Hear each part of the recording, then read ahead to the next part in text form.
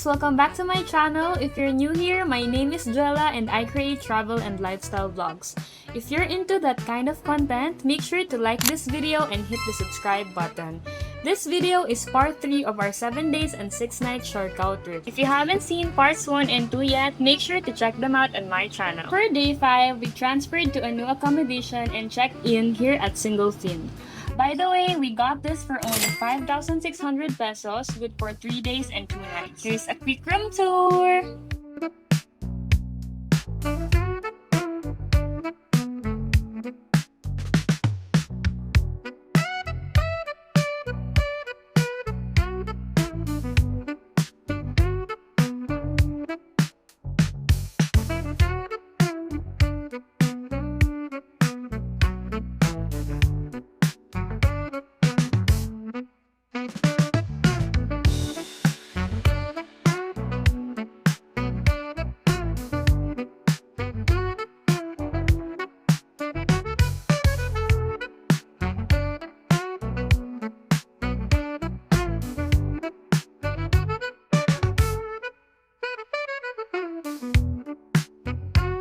After checking in, we just took our time to relax here by the pool area.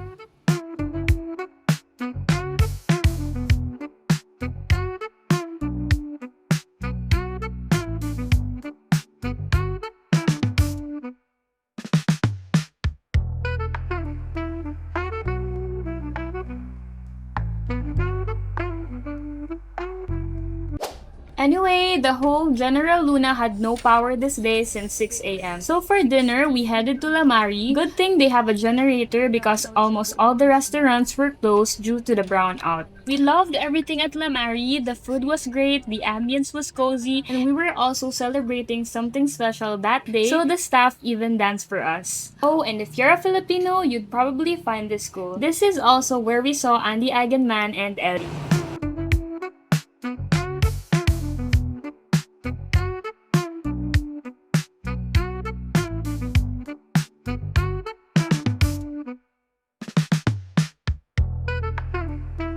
After dinner, we went straight to Siargao Beach Club for the foam party.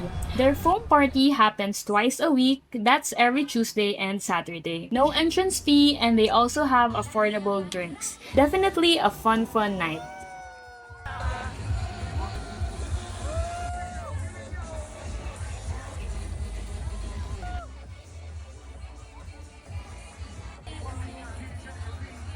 For day 6, it was time for our tri-island hopping tour.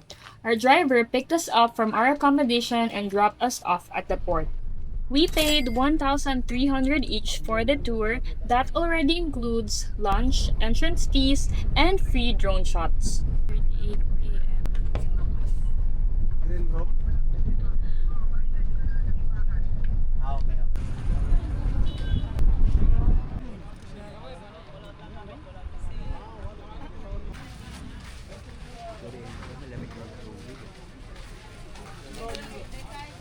Ba't di ba malamig? Tan, pinisab ka kay para sa kaping Canada na nilakuan. Guide? Hello, ma'am, sir. My brother from different mother. Kuya, Tantan, ma'am, sir, Tantan. Ingit, ma'am, sir, because there's no tree or building, ma'am, sir. Okay? So,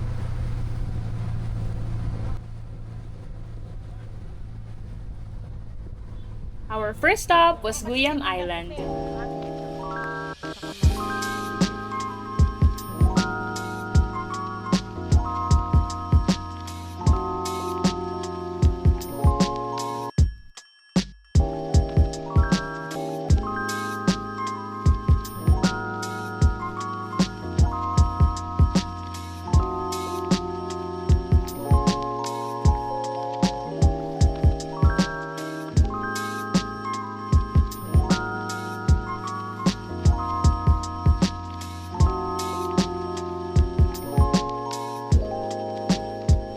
After taking some drone shots, we went straight to the famous burger stand. They accept cash and card payments, and their burgers and shakes were so good. We actually forgot to take videos. Plus, there are also lots of nice photo spots on this island.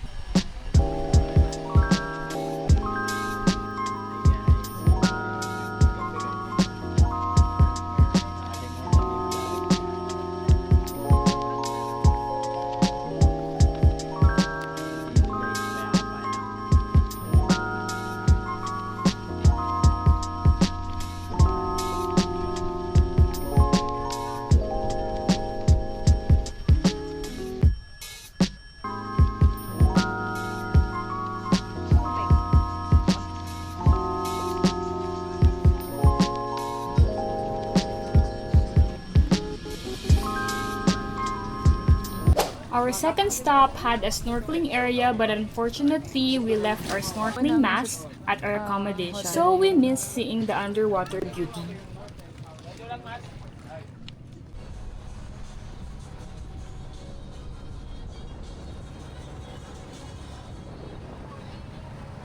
Next, our third stop was Naked Island. It's called that because there are literally no trees or shade here. Just white sand and clear water. We just swam, relaxed, and took some cute photos and videos.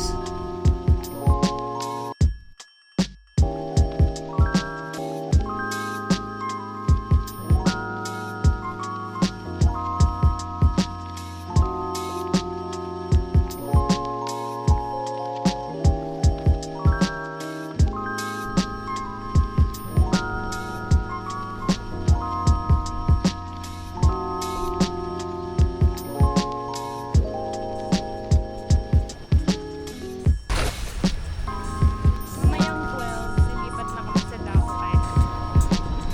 It's 11:37. Kaya siya naked kasi walang anything.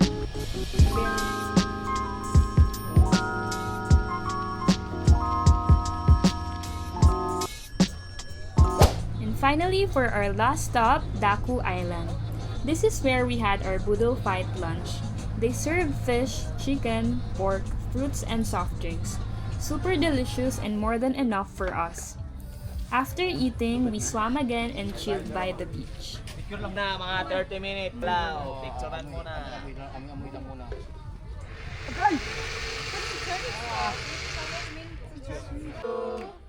Happy birthday, happy birthday, happy birthday to you. Happy birthday to you. Okay. How about you, sir? Okay, sir, go. Hey, dire ka mga play.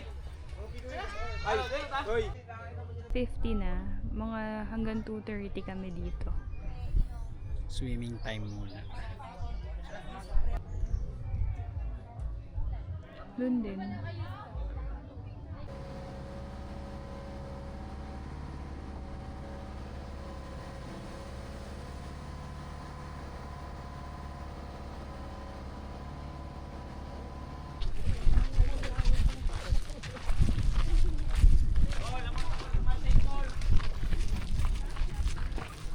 After the island hopping tour, our guides dropped us back at our accommodation. We just showered and then headed straight to Secret Beach. If you're planning to go there, just pin Mason Bocana Private Villa on Google Maps. Ito nga pala yung pin. Mason Bocana Private Villa. Tapos nandyan yung Secret Beach. Guys, pag pupunta kayong Siargao, gupitin mo yung buhok mo sa ilong. Para hindi kayo asaran ng girlfriend. Hindi na mo kita inaasara. Withdraw, tapos doon na. Bilis lang yun, 5 minutes lang lahat yun. 5:57 pa gabi. We-withdraw lang kami kasi wala na talaga kaming cash. Zero na. Ayan, wala pala. Wala palang cash yung machine. Anyway, there's no entrance fee in Secret Beach. And if you're into plant-based food, Mason Bucana offers some great options. From the pinned location, it's about a 5-minute walk to the beach. Secret Beach is perfect if you're looking for a chill spot. You can rent a kayak or just swim and relax. We actually wish we went here earlier during our trip to spend more time here. They also offer firefly watching for only 300 pesos per person.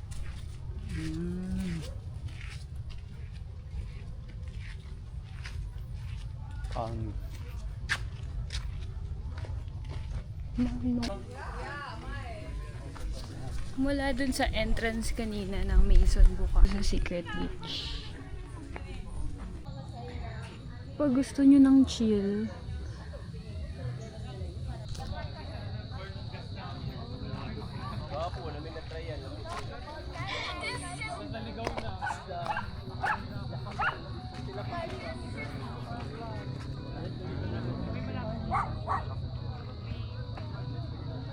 isla kusina ilang name pero kabana nila kayo.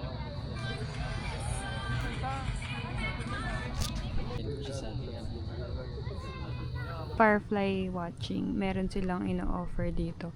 300 per head. Tas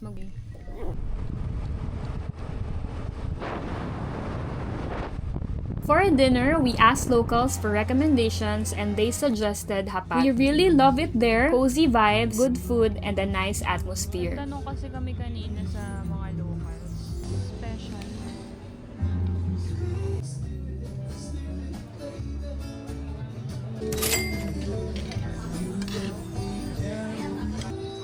Hi guys! Sunshine! It's 7:45. Tapos na kami mag-dinner.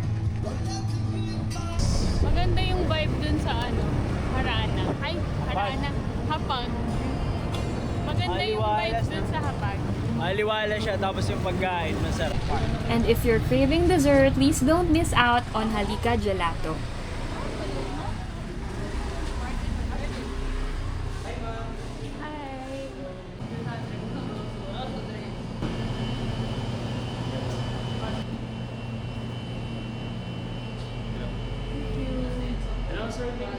Wait. We spent our last night hanging out at Catangnan Bridge and exploring the area again, hoping to find some good souvenir items.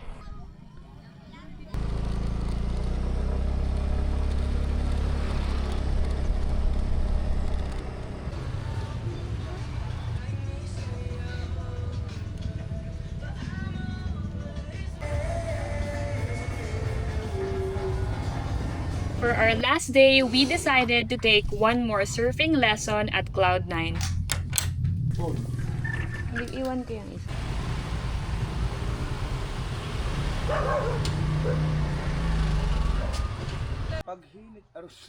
We paid 600 pesos each for a 1-hour session and it was so much fun. Dito yung kamay. Huwag hawak sa gate. Dapat angat pati tuhod. Push. Yan. Tapos. Push. Right. Left. Okay, isa pa. Last. Right. Okay. Kaya, ano kaya mangyayari? Safety natin, ma'am. Kahit dali sa dagat ka kasi nakahapon. Kung hindi kayo malaglag. Ayo. Right, left. Kalma lang. Wow.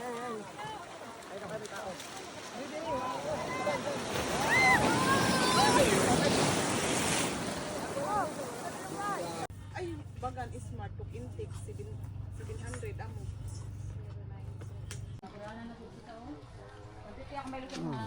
Okay. Thank you po. Thank you po. Chat-chat na lang ate.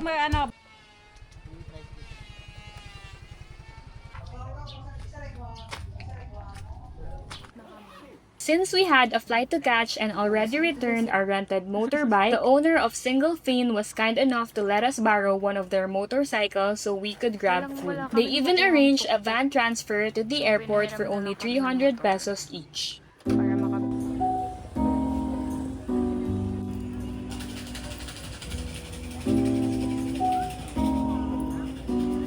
check out na kami. Take out na lang kami ng sabi. Tapos ang bait ng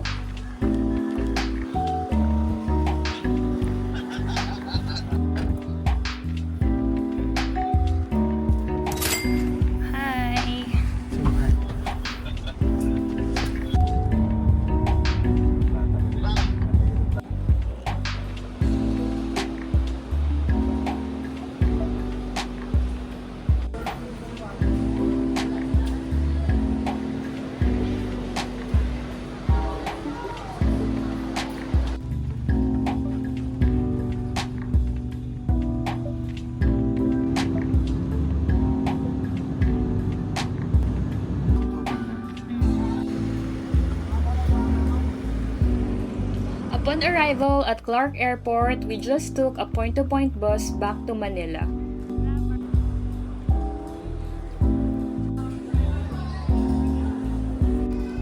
For the vlog. Hi. Say hi to the vlog. And that's it for our Siargao trip. We had so much fun and honestly, I'm already missing the island. If you enjoyed this vlog, don't forget to like, subscribe, and comment your favorite part of our trip. Thank you so much for watching! See you on the next one! Bye!